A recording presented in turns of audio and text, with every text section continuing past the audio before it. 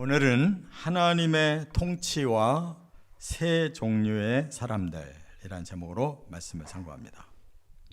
하나님은 천지를 창조하셨는데 바로 가장 마지막에 우리 인류를 내시기 위해서 이처럼 천지 만물을 창조하셨습니다. 그렇기 때문에 천지 만물의 주권자이기도 하시고 온 인류의 주권자며 역사의 인도자가 되시는 분이 바로 하나님이십니다.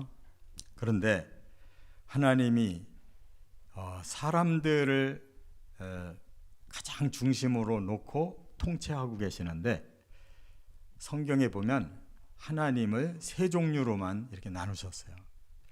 지금 우리 인류는 민족이 얼마나 많은지 몰라요. 또 나라도 뭐 100여 개 이상의 나라가 있지 않습니까? 그러나 하나님의 눈으로는 뭐 많은 민족, 많은 나라가 중요한 게 아니고 세 가지 종류의 사람으로 하나님은 보고 계시다, 그 말입니다. 그래서 오늘 본문에 보면 악인이 있고 또 하나는 어리석은 자가 있고 또 하나는 여호와의 백성이 있다. 이렇게 세 가지 차원으로만 하나님은 분류해서 보시고 또 그들에게 행한 대로 하나님 보응도 하신다라고 말씀했습니다. 그러면 과연 어떤 차이냐, 이것을 생각해야 돼요. 하나님은 우리 사람을 만들 때 세 가지 역할을 하도록 만드셨어요. 하나는 영적인 역할을 하도록 영을 주셨습니다. 그래서 하나님의 영을 만나든지 잘못하면 사탄의 영도 만날 수가 있는 거예요. 그 다음에 사람은 이성, 자아, 혼이라는 것을 주셨어요. 그래서 사람은 그것으로 많은 것을 판단하고 또 보람도 느끼고 슬픔도 느끼고 고통도 느끼고 즐거움도 느끼며 살게 하셨어요. 그 다음에 사람은 몸을 또 만들어 주셨어요. 그런데 이 영과 혼과 몸이 하나님의 뜻대로 살 수 있는 방법을 하나님이 이미 제시해 주셨는데 하나님을 만나는 영을 중심으로 해서 그 영의 또 뜻대로 움직이도록 사람의 혼을 만들어 주시고 그 혼의 뜻대로 움직이도록 몸을 만들어 주신 것입니다. 그래서 하나님께서 영을 통해 그리고 그 받은 영으로 우리의 마음을 다스려서 또 그 마음의 다스림을 받은 몸이 잘 순종함으로 가장 행복하게 살게 만들어 주셨다는 걸 믿으시 바랍니다. 그런데 세상을 만들고 사람을 짓자마자 아주 악한 주동자가 나타났어요. 그가 사탄이고 그 사탄은 바로 처음 사람 아담과 하와를 속여서 죄짓게 하고 그리고는 사람에게 주신 권세를 뺏어서 지금까지도 사탄은 이 세상에 왕노릇하고 이 세상에 신노릇을 하고 있다, 그 말이에요. 그렇기 때문에 오늘 본문의 이 원리를 우리가 잘 깨달아야 이 문제를 해결하고 하나님이 원하신 뜻대로 우리는 영혼 몸이 완전해지고 영원히 하나님과 함께 살아야 될 줄 믿습니다. 그래서 오늘 세 가지 사람들에게 각각의 그들의 행한 대로 보응하신다라고 말씀하고 있어요. 첫 번째 1절부터 7절까지는 악인은 복수하시는 하나님이다 그랬어요. 한번 1절을 같이 읽어보겠습니다. 여호와여 복수하시는 하나님이여 복수하시는 하나님이여 빛을 비추어 주소서. 네. 아니 여기에 악인에 대해서는 하나님이 복수해 주십시오, 복수해 주십시오 이렇게 두 번이나 간절히 하나님께 요청을 하고 있어요. 근데 성경을 보면 아니 복수는 사람에게 하는 게 아니지 않습니까? 예수님은 특별히 원수까지도 사랑하라고 그랬는데 왜 복수해달라고 두 번이나 이렇게 강조를 하고 있느냐? 그것은 사람만을 대상으로 말씀하는 게 아니에요. 바로 이 복수라는 이 원어를 읽어보면 뜻을 알게 되는데 네카마라고 써 있어요. 이게 무슨 말이냐?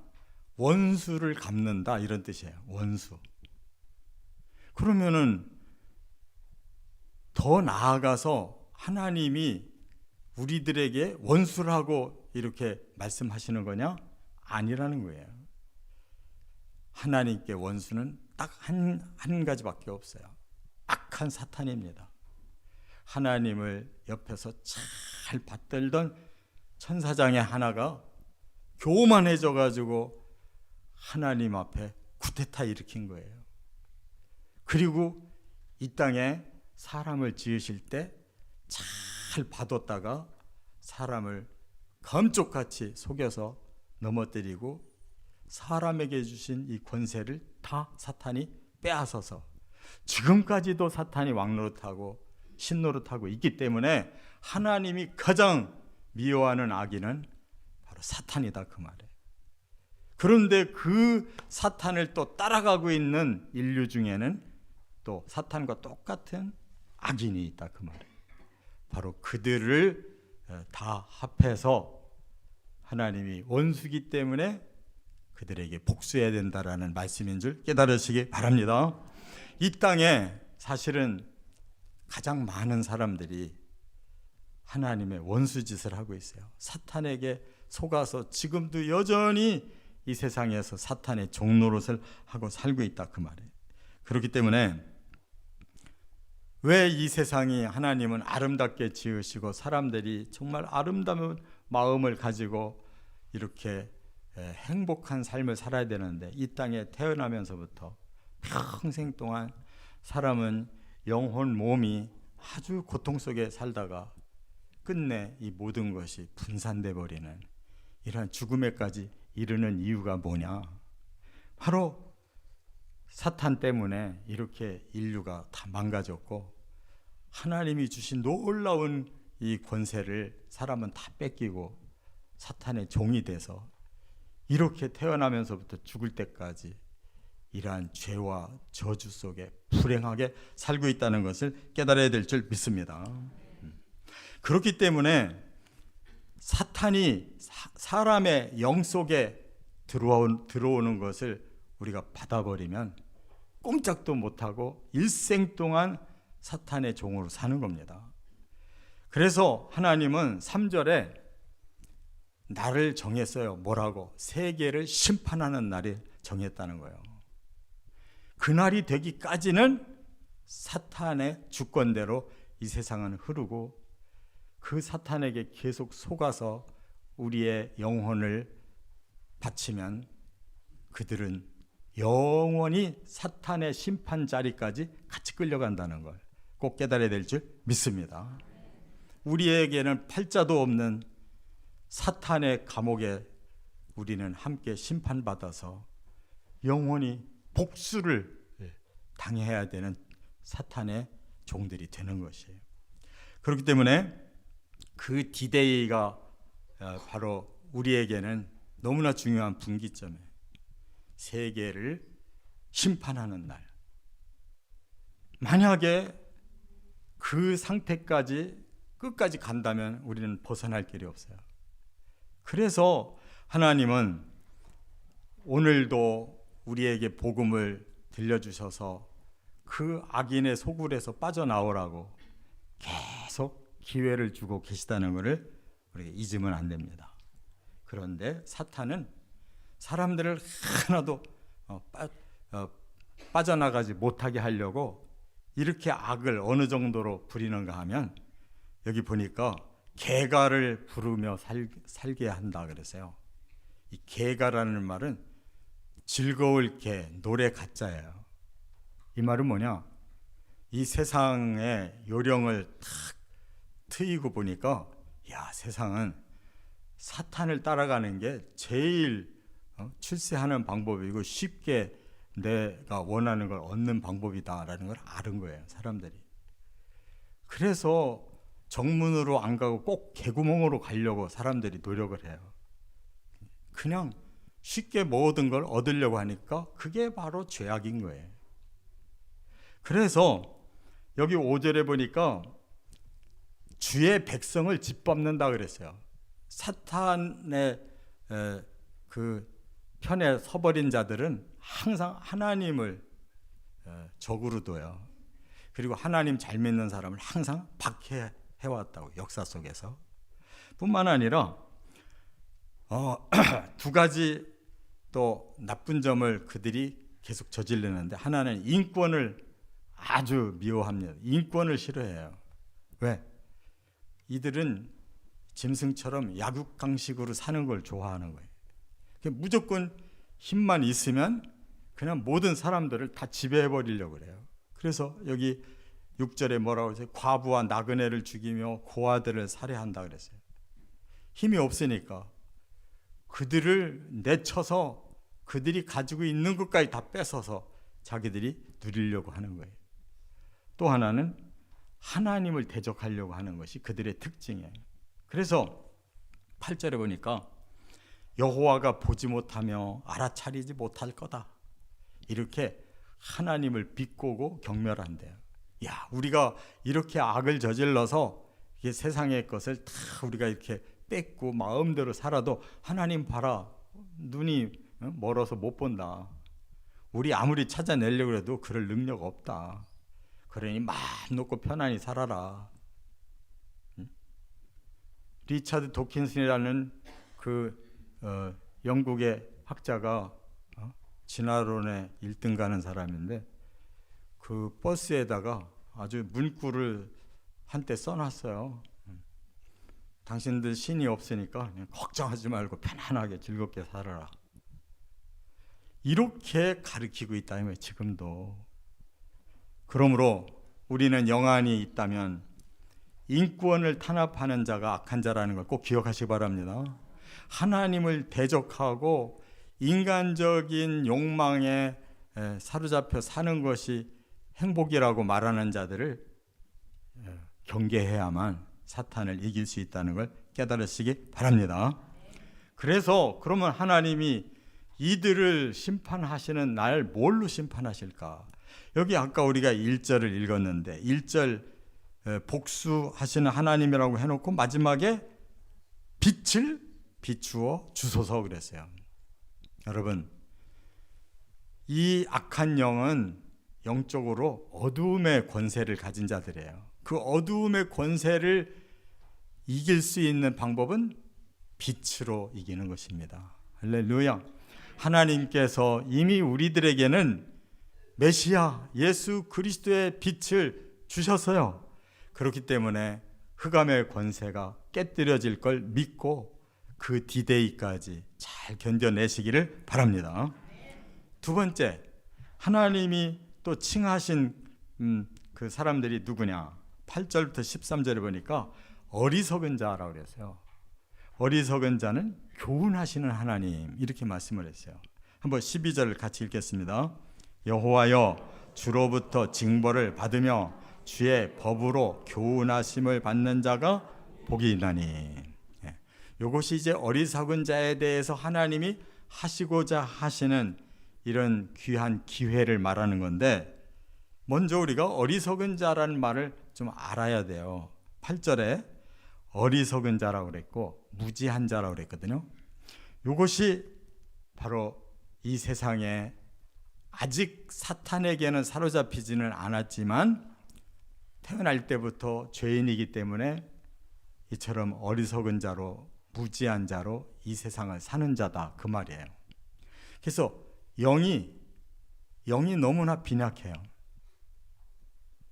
그래서 사람은 영을 열어야 하나님의 영을 만날 수가 있는데, 사람들이 이 영이 닫혀있기 때문에 하나님을 못 만나니까 발달된 건 뭐냐? 이성만 발달된 거예요. 그래서 어려서부터 교육받는 대로 어떻게 하면 이 세상에서 출세하고 살을까? 어떻게 하면 내 욕망을 다 채울 수가 있을까? 어떻게 하면 남 위에 올라탈 수가 있을까? 막 이렇게 이 이성이 할 수 있는 방법만 그냥 계속 배우는 거예요. 그냥 어린 애들까지도 막 한 서너 살밖에 안 됐는데 막 영어 학교로 그냥 집어넣어 가지고 뭐 무슨 법관을 만드느니 의사를 만드느니, 아니 서너 살 된 애들한테 왜 그런 짓을 시키나 몰라. 이성으로 모든 걸 판단하고 살려니까 그냥 자식이고 뭐고 할 것 없이 지 욕심대로 다 만들려고 하는 거예요. 그런데 그 사람들이 자기들이 어리석다고 말하지 않습니다. 똑똑하다고 스스로 생각하고 있어요. 근데 하나님 눈으로 볼 때는 어리석다 이거예요. 왜? 영이 막혀가지고 자기들의 자아만 전체가 뭐 최고인 줄 알고 그냥 그대로만 살으려고 하니까 결국 인생은 뭐냐?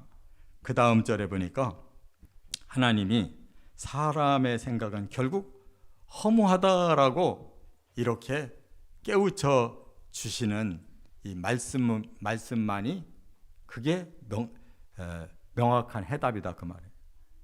사람은 자기 생각으로 열심히 살아요. 그러면 뭔가를 다 얻을 것 같은데 그러다가 보니까 어느 날 죽었네. 그러고 보니까 손을 탁 놔버려가지고 거기다가 금반지를 껴준들 뭐하며 입속에다가 금을 끼워준들 뭐하겠냐고. 아니 그렇게 장례식 가서 보면 다 죽는 걸 뻔히 보면서도 돌아서면 또 몰라요. 금방 바뀌어가지고 막 사는데 치열하더라니까. 이렇게 사람들이 영이 다치니까 이렇게 어리석은 것이다 그 말이에요. 할렐루야. 영이 다치면 불행한 거예요. 어리석은 거지 똑똑한 게 아니란 말이에요. 그렇기 때문에 하나님은 그러면 이 사람들을 어떻게 하고 싶어 하시느냐? 두 가지 방법으로 변화시켜 주고 싶은 거예요. 하나는 뭐냐? 아까 12절에 읽었죠? 주로부터 징벌을 받는다. 사람들이 계속 잘 되기만 하고 뭐 좋은 일만 계속 일어나면 절대 반성이라는 게 없어요. 사람은 욕심이 많아가지고 점점 그거를 더 진행하려고 그러지 자제하는 사람이 없어요. 그래서 하나님이 할 수 없이 자제를 시켜요. 가끔 실패를 하게 한다고요. 나 잘못 하나도 한 거 없는데, 잘못이 없는 게 아니라 그거 방향 자체를 잘못 잡은 거예요. 그래서 깨닫게 하시려고 징벌을 내리시는 거예요. 이 징벌과 형벌은 아주 차원이 달라요. 형벌은 사탄이 들어가는 지옥에 같이 집어넣는 것이 형벌이고, 징벌은 그 개인의 죄를 물으면서 벌을 줘서 훈련시키는 것을 징벌이라고 그래요. 그래서 무사르라고 하는 이 단어는 사람을 다시 훈련시킨다 이런 뜻이에요. 하나님의 사랑인 줄 믿습니다. 그러니까 사람이 좀 실패도 하고 좀 겸손해지기도 하고 해야 되는데 이게 없는 사람, 평생 계속 승승장구하는 사람, 그 사람 악인되는 거예요. 근데 중간에 이렇게 고난을 받으면서 좀 자아를 내려놓고 겸손해지는 기회를 얻는 사람, 그 사람은 어리석기 때문에 하나님의 영으로 돌려만 놓으면 가능해진다 그 말이에요. 그 두 번째 방법은 뭐냐? 주의 법의 진리를 가르쳐서 교훈으로 바꿔주려고 하시는 거예요. 할렐루야. 그래서 복음은 온 천하에 지금 다 전해지고 있는 거예요. 막 욕도 먹어가면서라도 우리가 하나님의 말씀을 전해야 되는 거는 그들이 하나님 앞에 어리석음을 버리고 돌아올 기회는 그거밖에 없기 때문에 조금 겸손해졌을 때 복음이 들어가면 그 사람이 하나님의 사람이 될 수가 있기 때문에 우리 자식을 길러도 그런 훈련이 필요한 거예요. 그래서 하나님 만나게 해야 된다 이거예요. 막 무조건 우리 자식 잘 되게 해주십시오 그렇게 기도하면 망치는 거예요. 하나님 적절하게 고난도 주시면서 사람 만들어 주십시오. 그 영을 열어서 하나님의 진리를 깨닫게 해 주십시오라고 기도하시기 바랍니다. 이런 사람들이 가능성이 있는 것이다 그 말이에요.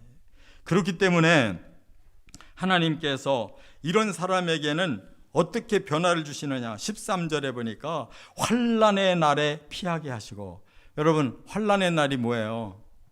예수님 오시는 디데이를 말하는 거예요. 제일 앞에 2절에 세계를 심판한다고 하셨잖아요. 그것이 세상을 심판하는 것이고, 이제 하나님의 진리를 깨닫는 자들에게는 그날이 환난을 피해서 구원받는 날이란 말이에요. 믿습니까? 지금 성경이 너무 정확하게 얘기를 하고 있는 거예요. 그리고 또 하나, 그날까지 평안을 주신대요. 이 평안이라는 건 뭐냐? 그냥 소파에 누워있는 편안이 아니에요. 지금 세상은 환난 속에 있지만 우리가 하나님께로부터 구원을 받았기에 우리에게 보장이 있다는 거예요. 믿습니까? 그게 샬롬이라는 거예요.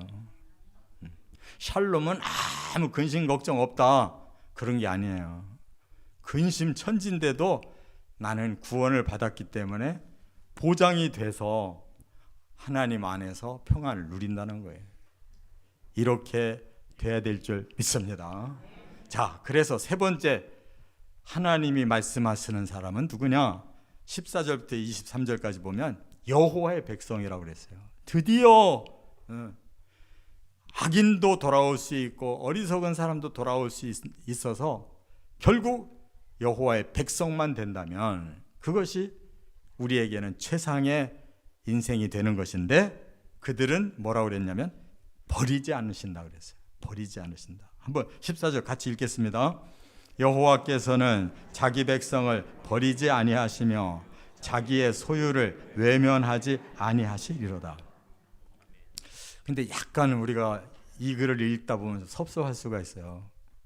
아니, 버리지 않는다, 너무 부정적이잖아요. 외면하지 않는다, 너무 부정적이에요. 아니, 하나님 막 껴안고 그냥 기뻐서 막 눈물이 날 정도가 돼야 되는데 내가 너희들 버리지는 않을게, 내 얼굴 그냥 외면하지는 않고 만나줄게, 이 정도라면은 섭섭하잖아요. 근데 이거는 그런 뜻이 아니에요. 오히려 부정의 부정은 뭐예요? 긍정, 강한 긍정을 말하는 거예요. 내가 절대로 니들 버리는 법 없어, 절대로 나 외면 안 할 거야, 이러면은 진짜로 하나님은 반드시 책임져 주시고 반드시 너희들을 이끌고 끝까지 갈 거야, 이런 뜻임을 깨달으시 바랍니다. 그렇기 때문에 하나님은 언약을 결코 먼저 버리시는 법이 없어요. 우리가 버리면 버렸지 하나님은 언약을 끝까지 지켜주신다는 거 확신하시기 바랍니다. 그리고 여기 또 15절에 보니까 의로 심판하시고 정직하게 이끄시겠다고 그랬어요. 여러분, 의로 심판한다고 그러면 무서운 겁니다. 갑자기 우리 신자가 하나님을 잘 경외했는데 심판대에 서보니까 뭐 하나도 봐주는 거 없이 의로 기준을 딱 세우고 심판한다 그러면 우리가 거기 통과할 가능성이 없어요. 그런데 하나님께서는 우리를 어느 정도로 사랑하시느냐면 그 뒤에 보니까요, 발이 미끄러질 때 그랬어요. 발이 미끄러진다는 말은 뭐냐? 우리가 아무리 용을 쓰고 힘들게 뭔가를 해보려고 해도 방바닥이 미끄러우면 넘어질 수밖에 없잖아요. 그러니까 해도 계속 실패만 하고 안 되는 자라 할지라도 하나님은 그 사람을 인자로 붙들어 주신대요. 인자. 제가 매주마다 설교하면 왜 이렇게 인자가 많이 나와? 뭐 말자나 인자나 다 그 말인 것 같잖아요. 근데 이 인자는 기가 막힌 단어예요. 조건 따지지 않고 무조건 사랑하신다는 거예요. 무조건 하나님 구원하시고 무조건 끝까지 끌고 가시겠다는 거예요. 그런 하나님이기 때문에 의의 심판대 앞에서 심판하신다 했다 할지라도 우리가 의로워서 통과하는 게 아니라 예수 그리스도의 보혈이 우리를 의롭다 칭해 주셨기에 통과되는 줄 믿습니다. 우리는 거짓말투성이에요. 그런데 어떻게 하나님은 정직하게 이끌어 가신다면 그 뒤를 따라갈 자가 누가 있어요? 그러나 이처럼 인자하시기 때문에 하나님의 의로운 길을 내가 너희를 의롭다 이미 인정했다. 내가 너희가 삐뚤빼뚤하게 가더라도 나는 너희는 정직하게 간다고 나는 인정하기 때문에 가겠다는 거예요.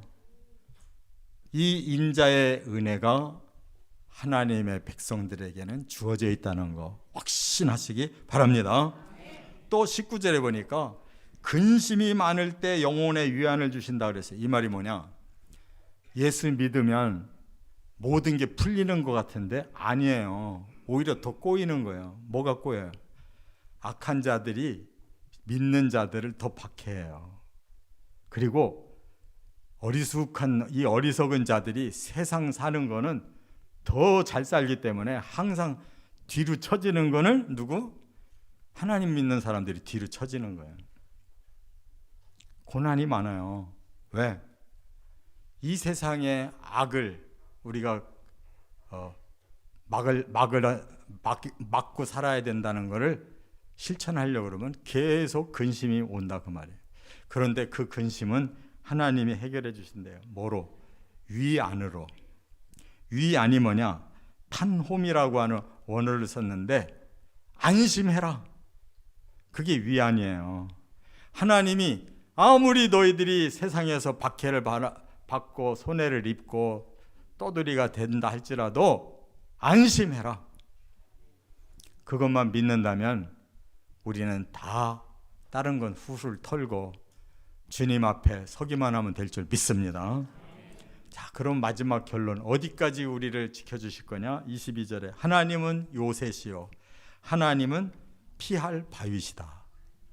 이게 뭐를 말하는 상징 단어인 줄 아시죠? 요새 들어가면 그때부터 완전하게 보장되는 거예요. 바위 위에 앉으면 그때부터 영원히 두려움이 없는 거예요. 천국입니다. 할렐루야. 여호와의 백성이 들어가는 곳은 요새와 피할 바위 같은 천국이 예비되어 있는 거예요.